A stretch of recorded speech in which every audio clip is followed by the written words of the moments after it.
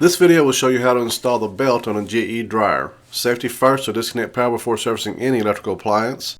And remember that the inside edges of these machines are extremely sharp and they will cut you very easily and cause serious injury, so be very careful about the sharp edges.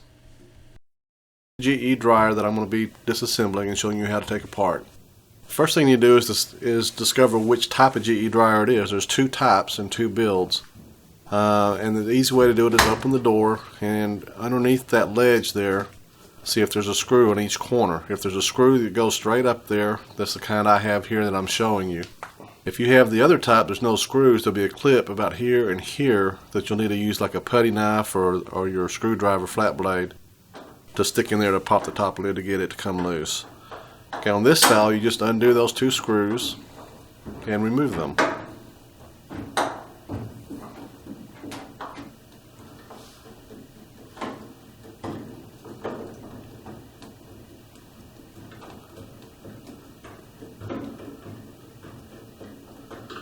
Once you remove the screws, you just pop the top from the corners and pull it straight up, and then angle the lid all the way up and pull it away from the control panel. A lot of times you will find a wire with a clip clipped on there for a ground wire. If it is, just unclip it and then pull this top off and set it aside. Be very careful, the inside edges, as I mentioned earlier, are all very sharp, and every bit of it can cut you very easily, so make sure you're taking care not to cut yourself. Next, locate the panel attaching screws on each corner and remove them using the Phillips head screwdriver. Again, be careful not to cut yourself on these sharp edges. Once you've done the right corner, then go ahead and go to the other side and do the exact same thing. Remove that panel screw.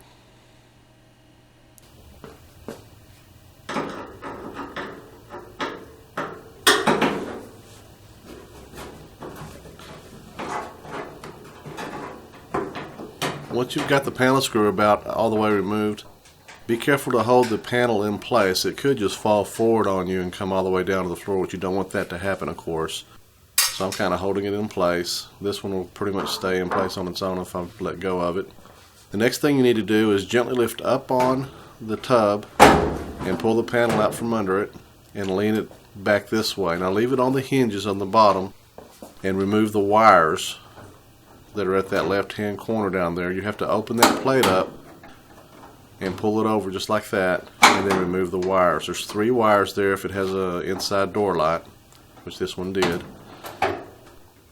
One of them is just a little plastic connector. You just unplug it, and then the other 2 wires are actually plugged onto the door switch down there. You can't hardly see it on this shot, but just follow the wires and just disconnect them and make sure you remember which wire goes where, because when we put it back together you have to have it back on the right place.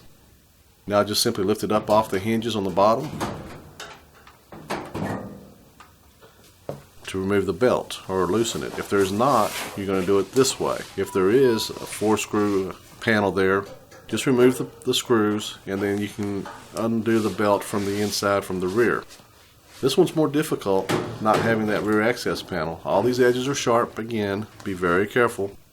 And you're going to have to do is stick one arm in through that hole on the right, and I'm going to actually pull it up on top of myself so it's easier to do and I have a better angle on it. And then stick your other arm in through that little corner there above the blower motor, above the motor.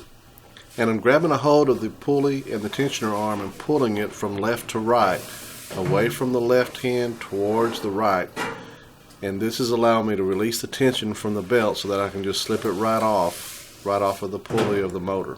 You can now slide the belt right off the front.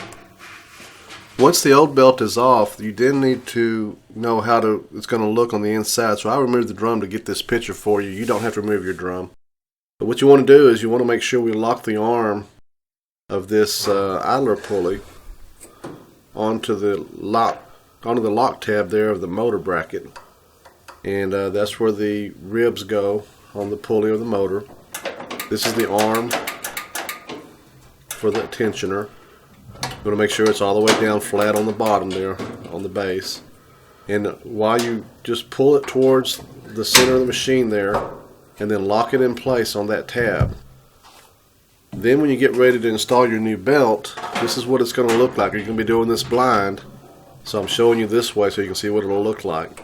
The ribs of the belt will go around the drum and then around the motor pulley like that, and then the back flat part of the belt will go into the pulley of the tensioner, that white tensioner wheel. Once you've got that in position, with your right hand you're going to release that tensioner from the bracket and hold tension on it and let it go into place. Don't just let it pop. Hold it like I did there and put it into place, and that'll put the tension on the belt. So that's how you're going to install it. But of course you're going to be blind doing it, and there's no way I could show you with the video of it, so I had to take the drum out to show it to you. So here's what it looks like.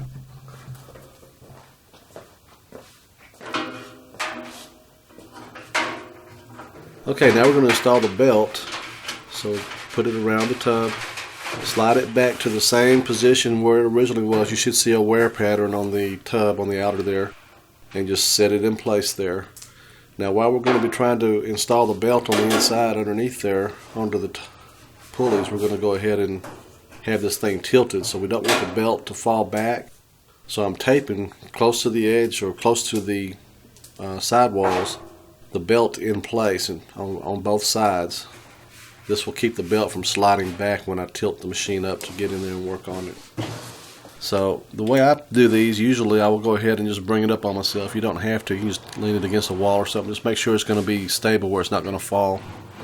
And again, all these edges are very sharp, so I'm going to be sticking my arm through a very sharp opening on both sides of this tub there, because it takes two hands to do this, and you got to do it blind. So be very careful not to cut yourself. Get one hand, your right hand, through that hole and grab a hold of the tensioner arm. Remember, it's locked in place on that motor bracket. And then reach the other arm through the other side here. You may have to tilt, there you go, tilt that tub up a little bit. And then I'm positioning the belt around the pulley of the motor and then onto that plastic pulley of the tensioner. And then with my right arm, I pulled the tensioner a little bit more to the right and then grabbed a hold of it and then put it back in position where the tension was on the belt and everything was in place. You have to do it blind. You can't see in there. There's no way to access this style from the back. If you have the kind you can access from the back, you can just do it through the back panel and everything's easy to do. Go ahead and get the front panel next, and you'll see that little square hole on the bottom of the panel. It goes right onto the hinge there and support. And the next thing you want to do before you close it up, of course, is reattach the wires to the door switch. Pull that little plate to the left, and then make sure that you put the wires back on the exact same terminals they came from. Do the longest one first, and work your way up to the shortest one. Once those two are in place, go ahead and put that plate back where it goes. Make sure that tab slides into the side panel there. And then connect that plastic connector there, which is the shortest wire. And everything's connected. You got all three wires connected. You're going to just close this panel up. When you're closing it, a couple things you need to look for. One, make sure these ridges, you got that slot on the panel, make sure that they line up. And also lift gently on the tub about 1/4 inch or so that the glides clear the front panel and everything lines up. Next, install the screws that attach the panel to the side panels, the front panel to the side panels. One on each side in this corner like this. Just go ahead and put them right back where they came from and get them tight. And then remove the tape from the belt that was holding it in place. So get both pieces of tape off. Now we're ready to go ahead and start doing the top. Once you've got both those front panels tightened down. First thing I'm going to do, since on this one I have not done it yet, is remove the 4 screws that are on top of the control panel that hold it on. The reason is it's much easier to install that top deck with this panel loose. So take all 4 screws out.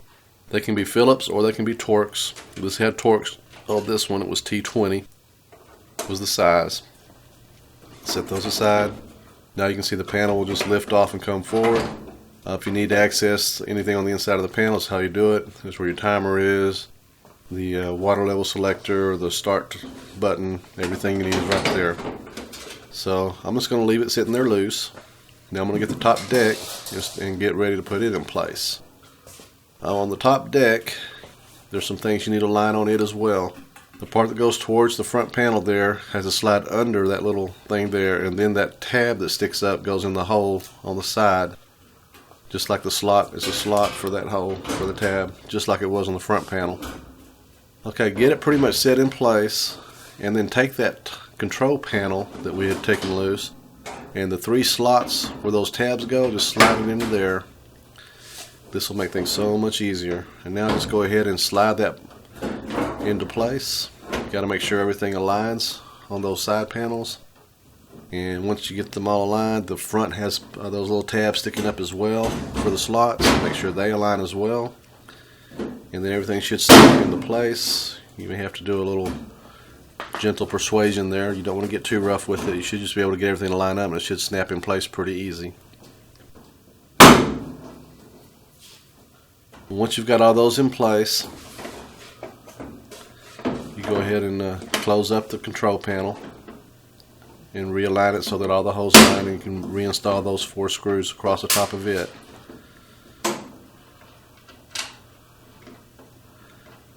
Again, on this one it was the T20 size Torx. A lot of them still have just Phillips heads, so you can use whatever you need to get them back installed. And be gentle with these. They don't need to be tightened but about 5 or 6 foot-pound, and that's it. Now we're going to go ahead and install the screws to the front that hold the front of the deck in place. So make sure you go straight in through those holes where they came from, and it goes right up into the deck. And just make sure it's straight and it doesn't go off crooked, because if it goes crooked, of course, it won't line with the holes properly. Tighten them up real good and tight, and that will complete the reassembly of the dryer. Hope this was helpful to you.